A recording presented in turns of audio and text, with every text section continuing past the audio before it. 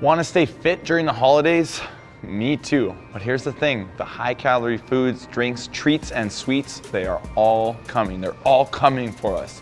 So how do you do it this time of year? You're not alone. Many people lose sight of their fitness and fat loss goals entirely for this month. I don't want you to take a bad month and have it ruin your year. So I got 3 steps to be your voice of reason and help you shred those holiday pounds. So let's get started. Step number 1, get refocused. What you focus on will grow. The focus in so many holiday traditions or parties or get-togethers, reunions is food. This holiday season, I want you to refocus your attention, getting away from food, back to what's important. Spending time with your friends, family, giving gifts, holiday traditions, whatever it is, focus on the activity, not the eating. It's important for you to stay focused on your dieting goals. Remind yourself of all the progress you've made and keep your goals in the forefront of your mind. Be aware that the holidays can be a time of emotional eating. Sometimes stress, conflict, or depression can leave you triggered. If this happens, try to address the root of the problem rather than drink or eat it away. It takes strategy. This brings me to step number 2. It's important to use strategy when approaching the time of so many celebrations with parties and get-togethers. But stay focused. The most obvious and effective strategy is to not arrive at the party hungry. Instead, have a low-calorie, high-protein meal ahead of time. When it's time for extreme measures, try some tight-fitting clothing to remind you not to eat too much. Another hack is to chew gum before and after a meal. This will keep you from overindulging and continuously dipping into the treat or dessert table. Instead, stay away from that table. Give yourself a safe distance. And when you can, use a small plate instead of a dinner plate, and don't go back for seconds. Another important strategy is getting your workouts in, right? If we're eating the calories, we gotta find a way to burn them off. So within your holiday schedule, make sure that you're committed to your workouts so that we can make this holiday your best season yet. Number 3, moderation. My 3rd step is not telling you to deprive yourself of all the food you love in the time of year that everyone wants to enjoy, but pick your battles. Be smart about what you want to choose. Trim those calories where you can and practice moderations. Some of your favorite indulgences may only come around this time of year. This may cause you to want to overindulge before it's too late. Instead of suffering yourself, survey the whole table, see what's around, and pick your choices, right? Pick your favorites and enjoy them instead of enjoying everything just because it's on the table. Also, when it comes to alcohol, it's a really easy way to just go crazy on the calories. So limit the amount of alcoholic beverages you drink. Pick the parties, right? Maybe you can't drink at every party. Pick those battles and limit those alcoholic drinks when you can. Follow these simple 3 tips, right? So strategize, refocus, and practice moderation, and 2020 can be your best year yet. That being said, if you're not exercising right now, I want to see you on the blue. If you haven't been to the club, let's get you started. Call, email, or text us, and I'll get you started with a free trial. I'm Coach David. I want to make 2020 your best year yet, so I'll see you on the blue.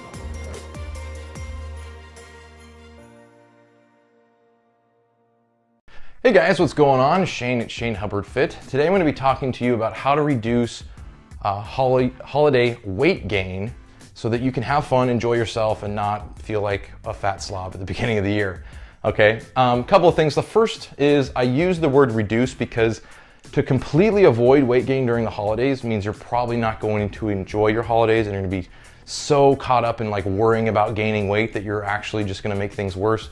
You're not going to have fun. You're not going to enjoy the company of your family, your friends, you know, time off from work, all that stuff. So reduce is the best way to think about it, all right? It's pretty natural to gain 5, maybe 10 pounds during the holidays, depending on, you know, what it is that you're eating and how much you're moving, which we'll talk about in a second. But in general, we want to reduce it to about 5 pounds, all right? If you can do that, you've come out better than 99% of most people during the holidays, okay? So the very first thing is probably not a surprise, okay? Move more or the same if you're already kind of on your own little regimen. And some examples, walking, lifting weights are probably the best things that you can do, all right? Some people like to run, that's great, you can do that. Some people like to play sports like volleyball or basketball or whatever, that's cool too. I just gave 2 little examples there because that's normally kind of relatively easy to do.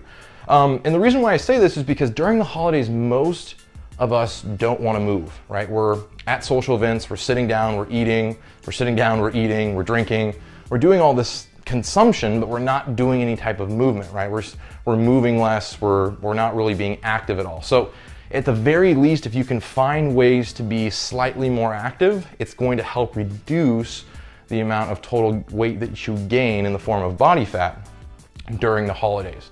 So again, I'm not saying that you have to like go out and do a crazy workout before Thanksgiving unless that's your thing and you really like to do that. But just try to stay active, because the tendency so much during the holidays is to basically just become like, just become a couch potato, because you're only resting or only eating and hanging out on the couch and watching movies and stuff like that, which I think is fine. But again, if you can try to keep that balance during the holidays, you're gonna see a lot better results at the end of the holidays. When you look at your how much you weigh and you're like, holy crap, that was 10 to 15 pounds more than I was at the beginning of the holidays. All right, the second one is probably like the best philosophy I could give you overall for holidays, which is be mindful of how you snack, but just in general, be more mindful, right? During the holidays, a lot of times we are less mindful of how we eat, how much we eat. Things like snacking and just overeating because there's so much food and you want all of it. And sometimes like things like Thanksgiving, you don't get that food hardly any other time during the year. Like, who eats stuffing during the year, right? Very few people. So they're gonna be like, oh, I wanna eat as much as I can. And I get that, but let's try to be more mindful of that type of mindset and just try to catch ourselves in that thought loop. Because the more we can catch ourselves in those moments, the better we can have control over what it is that we're doing. A lot of times, just in general, the reason why people get fatter and and just continue to gain weight is they're just not being mindful and taking action over overeating, right? It's a simple kind of equation that the more you overeat, the more fat you're going to gain. That's just how our bodies work. So being more mindful of how you snack is important, because during the holidays, a lot of times if you're at a Thanksgiving dinner, or if you're at a Thanksgiving party or a Christmas party or Christmas dinner, they're gonna have appetizers, hors d'oeuvres, whatever you wanna call it. And a lot of times we would just, like sometimes people just eat just to have something to do, or because it's there and it's like, I can't avoid those potato chips, or I can't avoid those corn chips, or the dip or whatever it is. I get that, but the more mindful you can be where you have some, but you don't fill up on it, the more likely you are to reduce the amount of weight gain that you have by the end of the holidays. So just be more mindful. Try to catch yourself in that thought loop whenever you're going, oh, I'm just eating mindlessly, right? You're not really thinking about, how much of that snack you're eating. All right, so number 3 is gonna be keep food portions at a normal size / small, and I'll explain what I mean by small in a second. So during Thanksgiving, during Christmas, your food portions are gonna be huge, right? I mean, you look at a typical Thanksgiving dinner plate and it's like 2 separate servings of food for the most part. And I get it. I mean, it's Thanksgiving. We're all excited to be eating, like a crap ton of really, really good food. But if you can try to keep your portions small and go on the principle of having a second serving as an option, I think you'll be much better off, because what's naturally going to happen if you have a normal serving size of the food, like a normal plate, like sometimes plates basically look like a trough, like these big round oval plates where you're just stuffing as much stuff on there as you can and just I'm eating it nonstop. If you can just grab like a normal plate or a normal size plate, or try to portion based on, try to not portion based on the plate if it's a big plate, you're gonna have a much better time. And don't get me wrong, I'm not saying that's all you can eat, but if you have a normal portion of food, a normal plate of food, and you're still hungry, go get seconds. But there's a very psychological kind of anchor to eating the food that's on your plate, right? A lot of times it's how we grew up. Our parents told us, hey, you can't leave the table until you finish everything on your plate. Like that goes on in our head. Like for me, I always think if there's food on my plate and I'm not eating it, that means it's wasteful, and I don't like to be wasteful. So I have to continually make sure that I get enough, but not too much. And it's, it's not too much work to have to do that, but it does take a little bit of work. And then, some of us, from a social standpoint, if we have food left on our plate, it can feel disrespectful. Like we can think people are gonna be like, oh, that's disrespectful to leave a bunch of food on your plate, right? So there's a lot of psychological kind of nuance that goes on with portions and, you know, leaving food on your plate. So the smaller the portion that you can have per serving, the more of these psychological hangups you can avoid, right? If you finish all the food on your plate and you're still hungry and you go get a little bit more, that's not that big a deal. But if you have this huge plate of food and you get through like barely half of it or even half of it, and then, you know, there's a whole bunch of food left on your plate, you're gonna feel some kind of obligation, right? Most people are gonna feel some kind of obligation to finish that food. And you wanna try to reduce that amount of psychological kind of, again, that psychological roadblock that a lot of us will get into. And I speak from experience specifically for this, but working with clients more and more, the more I see that this is kind of a universal thing for a lot of people. So on the small end, if you have a small single serving, like you have a plate and you have small portions, again, you can always go back. You can always get more food, but it's harder to put a bunch of food on your plate and not eat some of it than it is to have a little bit of food, finish it, and go get a little bit more. So try to operate on that spectrum. Again, I'm not saying you have to limit how much you eat, but I am saying give your body, there's also some things that go on like with satiety, right? Your body needs about 10 to 20 minutes to really get the sensation from your stomach or for your stomach to tell your brain, hey, we've had enough food. If you finish your portion in 5 minutes and go get a second one, but by the time you get to the second one, you're halfway through, you might feel a little sick.